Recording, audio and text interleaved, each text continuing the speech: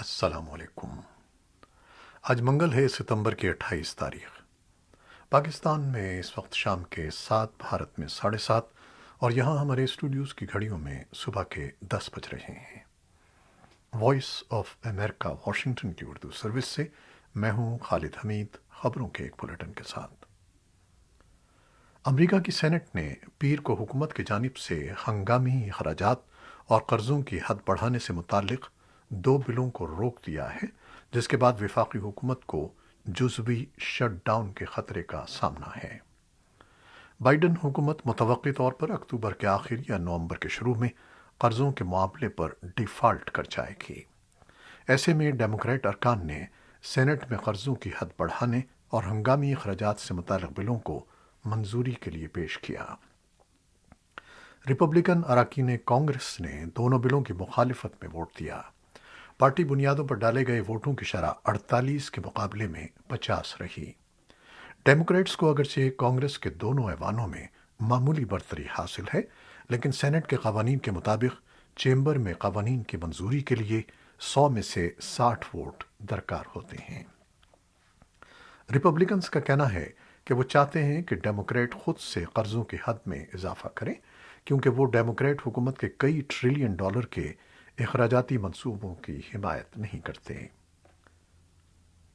چین میں 3 سال سے روکے گئے امریکی شہری بچوں کی واپسی ہو گئی ہے۔ امریکی حکام کے مطابق 2 امریکی شہری بچوں کو 2018 سے چین سے باہر جانے کی اجازت نہیں تھی۔ اب اس ویکنڈ پر انہیں ملک سے جانے کی اجازت مل گئی ہے اور وہ اختتامی ہفتہ امریکہ واپس آ گئے۔ ان دونوں بچوں پر کسی قسم کے فوجداری الزامات عائد نہیں کیے گئے تھے۔ ان کے والد لیو چینگ منگ بینک کے ایک سابق ملازم تھے اور یہ چینی حکام کو فراڈ کے الزامات کے سلسلے میں مطلوب تھے۔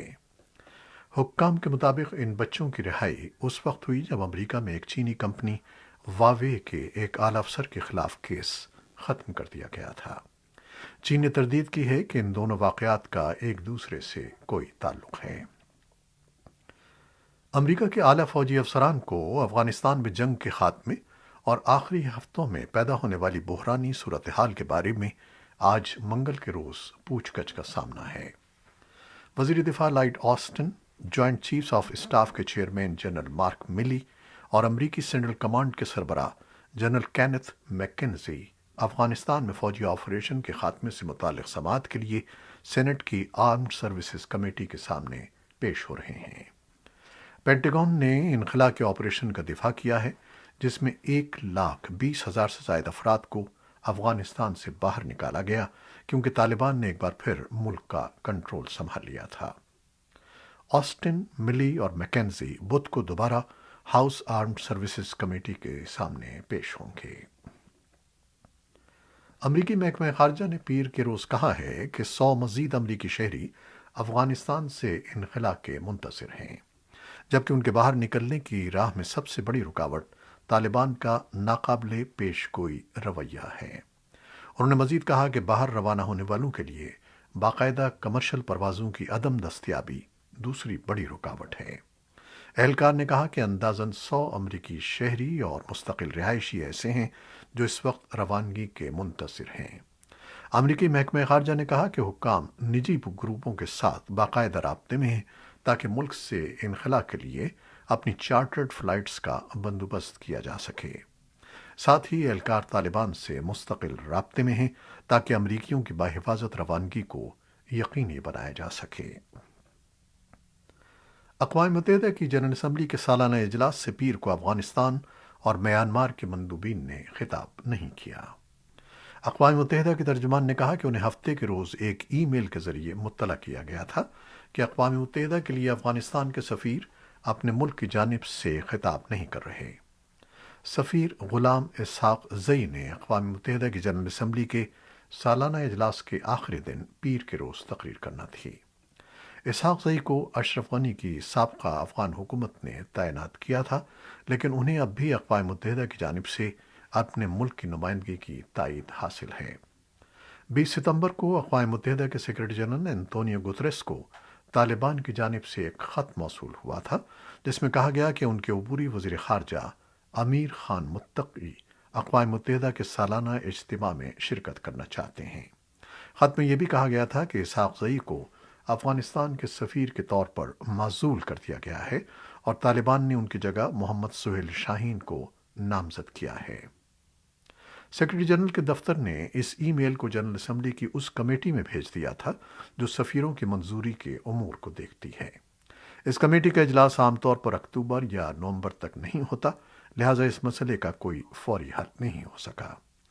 اسی طرح میانمار نے بھی اقوام متحدہ کو آگاہ کیا ہے کہ وہ جنرل اسمبلی کے سالانہ اجتماع سے خطاب نہیں کر رہا۔ میانمار کے حکمراں جنتا نے اقوام متحدہ کے لیے اپنے ملک کے سفیر کیو موتون کو تبدیل کرنے کی کوشش کی، لیکن اسے بھی اپنی درخواست کے ساتھ خصوصی کمیٹی کے پاس جانا پڑا۔ اقوام متحدہ کے عہدیداروں نے بتایا کہ میانمار کو ابتدائی طور پر پیر کو تقریر کرنا تھی، لیکن اس فیصلے کو کئی دن پہلے واپس لے لیا گیا تھا۔ طالبان سابق شاہ محمد ظاہر شاہ کے دور کا آئین ملک میں نافذ کریں گے، سوائے ان شیخوں کے جو اسلامی اصولوں کے مخالف ہوں گی۔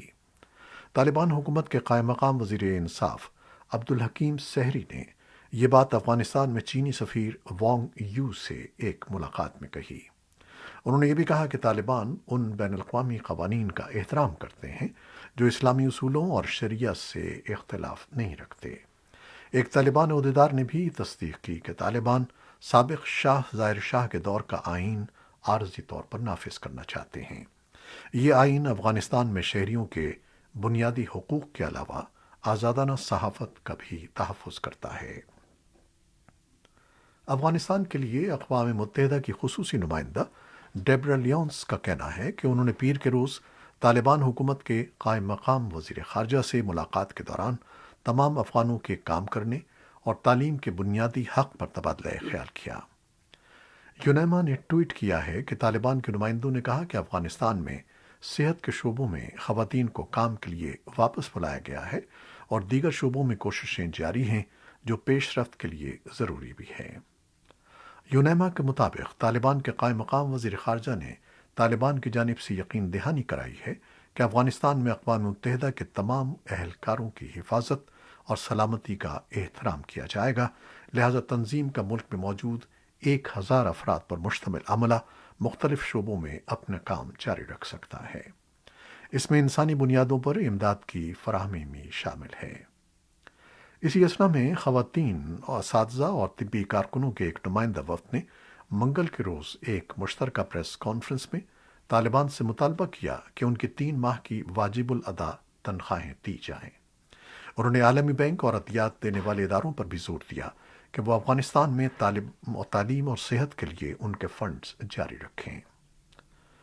بین الاقوامی فوجداری عدالت ICC کے استغاثہ نے پیر کے روز ہیگ میں ٹرائیبیونل سے درخواست کی ہے کہ افغانستان میں طالبان اور داعش خراسان کی جانب سے سرزد ہونے والے مبینہ جنگی جرائم کی تفتیش کا عمل جاری رکھنے کی اجازت دی جائے۔ انٹرنیشنل کرمنل کورٹ گزشتہ 15 سال سے افغانستان کے جنگ سے متاثرہ ملک میں مبینہ جنگی جرائم سرزد ہونے کے معاملے کی چھان بین جاری رکھے ہوئے تھا، لیکن 1 سال قبل تفتیش کا یہ عمل امریکی حمایت یافتہ افغان حکومت کی جانب سے التوا میں ڈال دیا گیا تھا۔ اس وقت کی افغان حکومت کا کہنا تھا کہ وہ اپنے طور پر تفتیش کا عمل پورا کرے گی۔ ICC کے نئے پروسیکیوٹر کریم خان کا کہنا ہے کہ چونکہ بین الاقوامی طور پر تسلیم شدہ کابل حکومت اقتدار میں نہیں رہی، اس لیے اہمیت کا معاملہ یہ ہے کہ اب حالات یکسر بدل چکے ہیں۔ اب ICC کا جج کریم خان کی درخواست کی سماعت کرے گا۔ پاکستان کی طرف سے متعدد بار امریکہ اور یورپی ممالک کے بینکوں میں افغانستان کے منجمد اثاثوں کو بحال کرنے کے مطالبے کے باوجود ابھی تک کوئی خاطر خواہ پیش رفت نہ ہونے کی وجہ سے افغانستان میں عوام کی معاشی مشکلات دن بدن بڑھتی جا رہی ہیں۔ کابل بینک کے باہر لوگوں کی طویل قطاریں اس معاشی صورتحال کی سنگینی کو ظاہر کرتی ہیں اور لوگوں کو اپنے بینک اکاؤنٹ سے موجود رقم حاصل کرنے میں مشکل پیش آ رہی ہے، جبکہ طالبان حکام نے ایک مقررہ حد سے زیادہ رقم نکالنے پر پابندی عائد کر رکھی ہے۔ دوسری جانب پاکستان کے وزیر خارجہ شاہ محمود قریشی نے الجزیرہ ٹی وی چینل سے انٹرویو کے دوران ایک بار پھر افغانستان میں سنگین اقتصادی بحران کے بارے میں تشویش کا اظہار کرتے ہوئے عالمی برادری سے بیرونی ممالک کے بینکوں میں موجود افغانستان کے منجمد کیے گئے اثاثے بحال کرنے کا مطالبہ کیا۔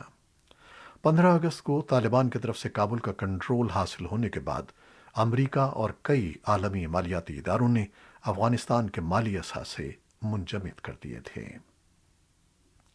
کابل میں پاکستان کے نمائندے منصور احمد خان نے پیر کو کہا کہ افغانستان میں طالبان حکومت کے عہدیداروں کے ساتھ سی پیک کی افغانستان تک توسیع اور ملکی معیشت کی ترقی کے طریقوں پر بات چیت ہوئی ہے۔ کابل میں پاکستان کے سفارتکار منصور احمد خان نے رائٹرز کو انٹرویو دیتے ہوئے کہا کہ علاقائی رابطہ افغان قیادت کے ساتھ ہماری بحث کا ایک اہم عنصر ہے اور افغانستان کے ساتھ ہمارے معاشی رابطوں میں بھی پیش رفت کا ذریعہ ہے۔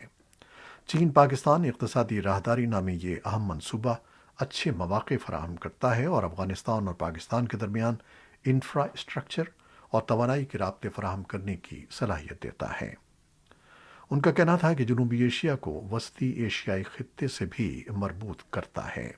CPEC belt and road initiative کا مرکزی حصہ ہے، جس کے تحت بیجنگ نے خطیر سرمایہ کاری کا وعدہ کیا ہے۔ گزشتہ دنوں پاکستان کے وزیر خزانہ شوکت ترین نے دعویٰ کیا کہ ملکی معیشت اس وقت تیز توقع سے زیادہ تیزی سے ترقی کر رہی ہے۔ ان کا کہنا ہے کہ حکومتی محصولات میں صرف 3 ماہ کے دوران 45% اضافہ ریکارڈ ہوا ہے، جو ہدف سے 24% زیادہ ہے۔ تاہم شوکت ترین کا مزید کہنا تھا کہ اس وقت معیشت کو مختلف قسم کے چیلنج کا سامنا ہے۔ ان کا کہنا تھا کہ اس وقت تشویش کی بات یہ ہے کہ کہیں معیشت میں ضرورت سے زیادہ سرگرمی پیدا نہ ہو جائے، جس سے ملک کی تیزتر معاشی نمو سے بیرونی ادائیگیوں کا توازن اور شرح تبادلہ مزید خراب ہونے کا اندیشہ ہے۔ برطانیہ میں پیٹرول بحران شدت اختیار کر گیا ہے، جس کے بعد حکومت نے فوج کو ایندھن کی ترسیل کے لیے تیار رہنے کی ہدایت کر دی ہے۔ برطانیہ میں ٹرک ڈرائیوروں کی بڑی تعداد میں کمی کے بعد گزشتہ چند ماہ کے دوران فلنگ اسٹیشنز تک ایندھن کی ترسیل متاثر ہوئی ہے۔ اختتام ہفتہ ایندھن کی فراہمی میں کمی کے انتباہ کے بعد برطانوی عوام افراتفری کا شکار رہے اور لوگ ایندھن بھروانے کے لیے گھنٹوں قطاروں میں انتظار کرتے رہے، جس کے نتیجے میں ملک بھر میں بیشتر فلنگ اسٹیشنز پر ایندھن ختم ہو گیا۔ خبر رساں ادارے رائٹرز کے مطابق برطانوی حکومت کا کہنا ہے کہ سپلائی بحران کو حل کرنے کے لیے اٹھائے گئے اقدامات کے طور پر فوج کو اسٹینڈ بائی پر رکھنے کے احکامات جاری کیے گئے ہیں۔ اسرائیل کے نئے وزیر اعظم نفتالی بینٹ نے اقوام متحدہ میں اجلاس کے اختتام پر اپنی پہلی تقریر کی۔ انہوں نے اپنے سخت گیر موقف پر بات کی کہ ایران اسرائیل کی سلامتی کے لیے خطرہ کیوں ہے۔ ان کا لب و لہجہ اور انداز اپنے پیش رو نیتن یاہو سے یکسر مختلف اور پرسکون تھا۔ انہوں نے اپنی تقریر میں کورونا وائرس سے نمٹنے کی کوششوں میں اپنی حکومت کی سرگرمیوں کا تفصیل سے ذکر کیا۔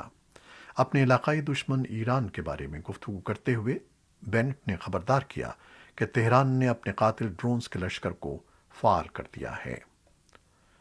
ایران کا فوری رد عمل سامنے نہیں آیا ہے۔ اقوام متحدہ کی جنرل اسمبلی کے 76ویں سالانہ اجلاس میں کورونا وبا کے پھیلاؤ کے باوجود 100 سے زیادہ ملکوں کے سربراہان اور اعلیٰ عہدیداروں نے شرکت کی، لیکن کچھ سفارتکار احتیاط کے باوجود کورونا وائرس سے خود کو بچانے میں کامیاب نہیں ہو سکے۔ برازیل کے میڈیا کی رپورٹ میں کہا گیا ہے کہ صدر بولسونارو کے وفد کے کم از کم 4 ارکان کا نیو یارک میں کورونا ٹیسٹ پازیٹیو آیا ہے، جن میں ان کا بیٹا بھی شامل ہے جو برازیل کا وزیر صحت بھی ہے۔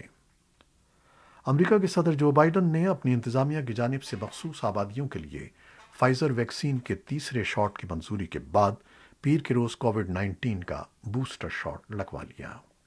کیمرے کے سامنے شاٹ لگواتے ہوئے بائیڈن نے وائٹ ہاؤس میں نامہ نگاروں کو بتایا کہ بوسٹر شاٹس اہم ہیں، لیکن سب سے زیادہ اہم یہ ہے کہ ہم مزید لوگوں کو اپنے ابتدائی شاٹس لگوانے پر آمادہ کریں۔ اپنا بوسٹر شاٹ لگوانے کے بعد انہوں نے کہا کہ امریکہ کی 77% بالغ آبادی کورونا وائرس کی کم از کم ایک خوراک لے چکی ہے۔ ملک کی 1/4 آبادی کو ویکسینیشن کے بغیر نہیں چھوڑا جا سکتا۔ امریکی سینٹ کے ریپبلکن لیڈر مچ میکونل نے کہا کہ انہوں نے بھی پیر کے روز ایک بوسٹر شاٹ لگوا لیا ہے اور انہوں نے امریکیوں پر زور دیا کہ وہ کووڈ-19 کے خلاف ویکسین لگوائیں۔ بھارت میں کرونا وائرس سے مزید 276 افراد ہلاک ہو گئے ہیں، جبکہ ملک میں کورونا کے مزید 28,326 کیس رپورٹ ہوئے ہیں۔ بھارت میں کورونا کے فعال کیسز اس وقت 3 لاکھ کے لگ بھگ ہیں۔ پاکستان میں کورونا کیسز میں مسلسل کمی آ رہی ہے اور 24 گھنٹوں کے دوران کورونا کے 1,757 کیس رپورٹ ہوئے ہیں۔ National command and operation centre کے مطابق پاکستان میں مثبت کیسز کی شرح 3.60% رہ گئی ہے۔ پیر کے اعداد و شمار کے مطابق پاکستان میں کورونا سے مزید 31 افراد جان کی بازی ہار گئے ہیں، جس کے بعد مجموعی اموات کی تعداد 27,597 ہو گئی ہے۔ یہ تھیں وہ خبریں جو فیس بک لائیو پر ہم نے آپ کے لیے پیش کی۔